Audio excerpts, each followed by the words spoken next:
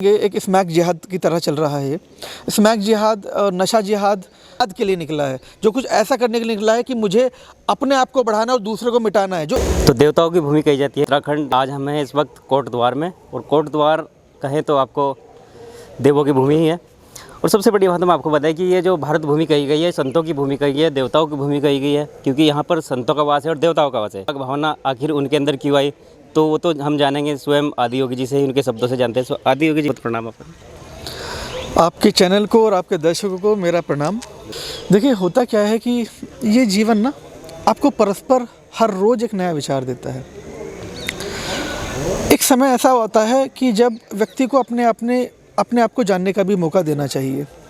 मैं सबसे कहना चाहूँगा ये बात, तो खासकर क्योंकि एक जब कोरोना काल आया तो कोरोना काल ने मुझे भीतर से, मैं कहूँ, एक रूपांतरण अगर मैं कहूँ, जहाँ लोगों की ज़िंदगियाँ आपने देखी कितनी जाने गई, उस समय एक ठहराव आया मार्केट में भी और समाज में भी। लोग अपने घरों पर रहने लगे। तो उस समय जब एक समय कभी जीवन में किसी भी व्यक्ति को ऐसा मिले कि अपना अध्ययन करने का, तो मैं समझता हूँ कि आपको अध्ययन करना चाहिए अपने जीवन का। कभी भी जीवन में कभी मौका आए, महीना, 10 दिन, 15 दिन आत्म-अध्ययन करना चाहिए। आप कौन हो, आपका उद्देश्य क्या है, आप करना क्या चाहते हो, ये बहुत ज़रूरी है। क्योंकि कोई व्यक्ति कई बार दौड़ता ही जाता है और आखिर में उसे जाकर पछतावा होता है, मैं सब ये कर क्यों रहा था, किसके लिए कर रहा था और क्यों कर रहा था। तो यही विचार निकला हमारा कोरोना काल के समय में ही। हालांकि ये चीज़ कुछ ऐसी नहीं है कि ये एक दिन में बनने वाली चीज़ है। बचपन से हमारा बड़ा मन था कि हम इस मार्ग पर चलें। अब चूँकि आप देखते हैं समाज में इतनी परेशानी और इतनी सब चीज़ें हैं, तो आपको कुछ एक नैतिक जिम्मेदारियाँ होती हैं आपकी, पर्सनल रूप में, पारिवारिक के रूप में। उन सब से जब आप ऊपर उठ जाते हैं, आप समाज के लिए चिंतन करने लगते हैं, आपके लिए समाज अहम हो जाता है। तब आप समाज के, अगर आपको समाज का भला करना है तो आपको समाज हित के लिए आपको फिर संसार में जाना होगा। लेकिन योगी जी, मैं ये चाहूँगा कि जैसे रॉयल लाइफ जी रहे थे आप, लेकिन एकदम से रॉयल लाइफ छोड़कर संन्यास वाली लाइफ जीना क्या कठिन नहीं रहा कुछ? देखिए, मैं समझता हूँ कि ये सिर्फ हमारे ये भी मन का भाव है। अगर हम समझें कि रॉयल लाइफ और normal life, what is royal, nothing is royal.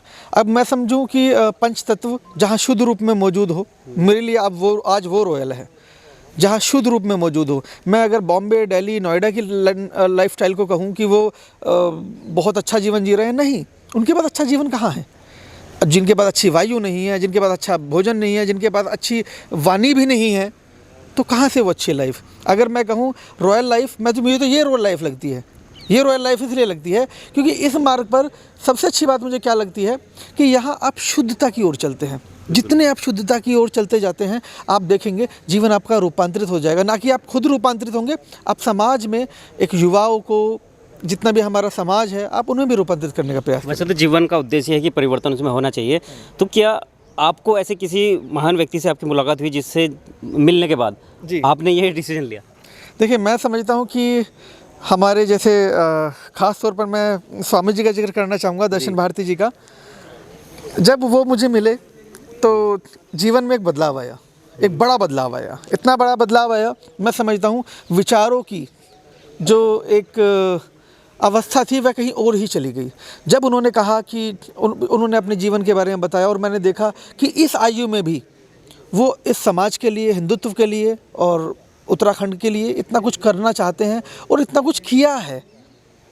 तो मैं जब उन्हें देखता हूँ तो मुझे अपना भविष्य बहुत उज्जवल नज़र आता है। वो इसलिए इस तौर पर नज़र आता है कि जब उन्होंने इतना समय अपना पूरे उत्तराखंड को, अपने आप को समर्पित कर दिया, वो मोड़ कुछ ऐसा था जब मैंने उनके बारे में जानने की जिज्ञासा उत्पन्न हुई और मेरा उनसे वार्तालाप होना शुरू हुआ कि काफ़ी घंटों हमारी फिर बातें होती रही।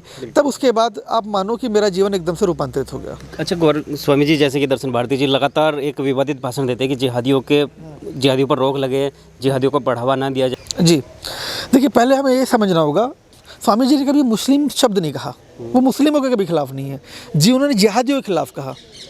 जिहादी एक मानसिकता है, वह कोई व्यक्ति विशेष नहीं है। आप समझिए ना, वो कोई, हम उसे मुस्लिम नहीं कह रहे हैं, ना स्वामी जी ने कभी उसको मुस्लिम करके संबोधित किया। जिहादी मतलब जिहादी जो ऐसी मानसिकता रखता है, जो समाज में अपनी एक संकुचित मानसिकता से समाज में कोई भी गलत काम करना चाहता है, हमारी बहन बेटियों को नुकसान पहुंचाना चाहता है, स्वामी जी मतलब मैं समझता हूँ उस पर अपनी बात रखते हैं। वो आपको थोड़ा सा इस बात पे स्पष्टता मैं भी देना चाहता हूँ और आप भी इस चीज़ को समझिएगा।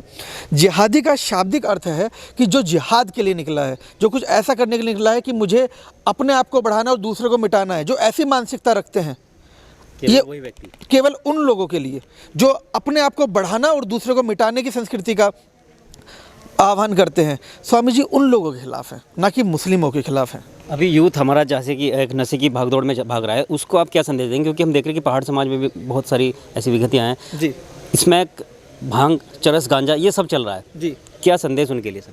देखिए, मैं एक ही चीज़ कहना चाहूँगा, ये आज की डेट में इसे भी अगर आप देखेंगे एक स्मैक जिहाद की तरह चल रहा है। ये स्मैक जिहाद और नशा जिहाद के नाम पर आप इसे इस तरह समझिए, ये भी एक तरह का जिहाद ही है।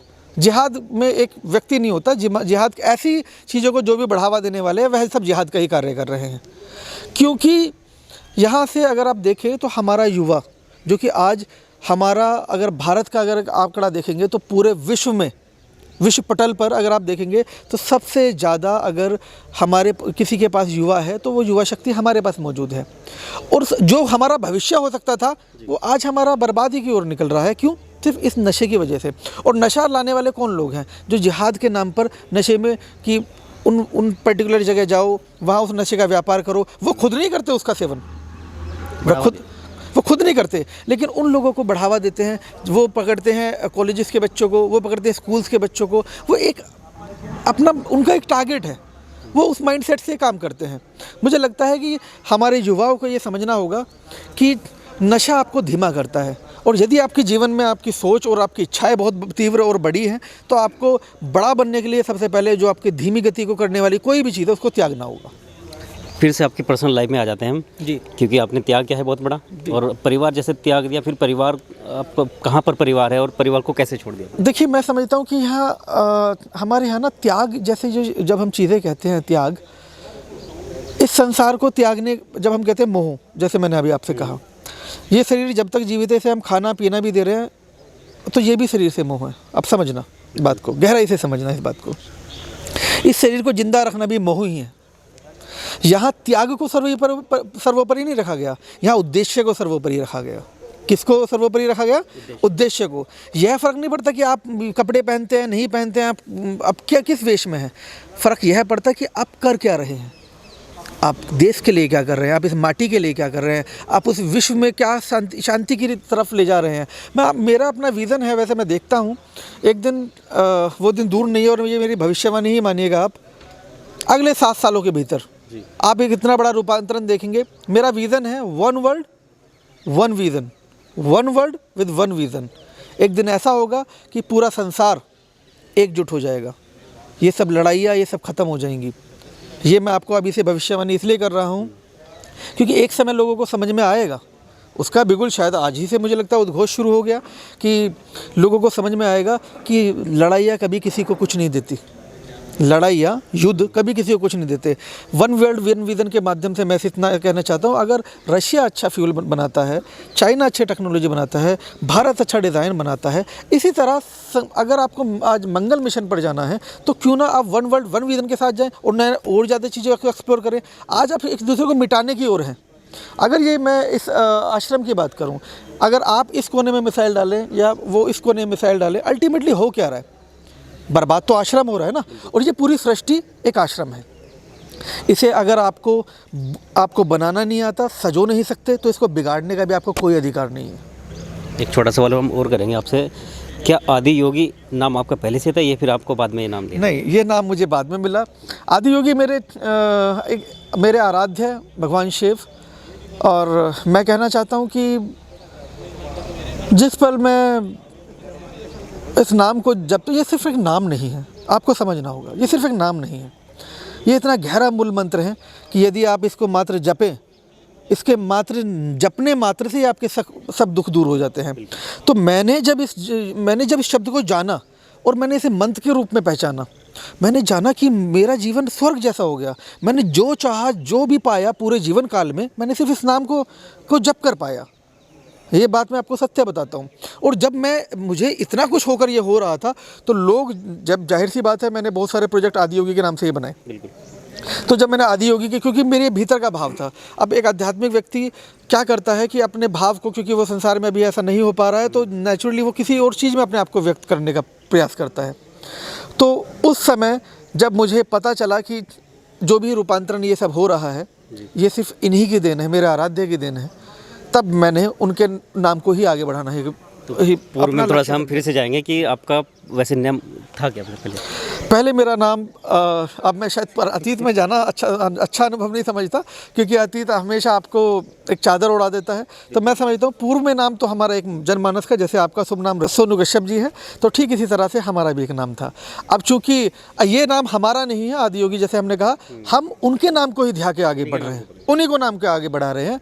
हमारा अपना कोई नाम नहीं है, हम अपना क्या ही नाम दें, हमारा कर्म ही हमारा नाम होगा, हमारा कर्म ही हमारा उद्देश्य ही हमारा नाम होगा। हम तो परमात्मा के नाम को ही आगे लेके जा रहे हैं, आदि योगी भगवान। बिल्कुल, जानकारी के लिए धन्यवाद। तो ये मेरे साथ आदि योगी जी थे, जिन्होंने बहुत अच्छी जानकारी दी है। मुझे लगता है कि आप अगर यूथ हैं तो आप भी इंस्पायर हो सकते हैं, आप भी भारतीय सभ्यता को बचाएं।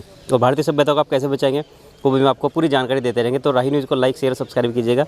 जय हिंद, जय भारत, जय उत्तराखंड।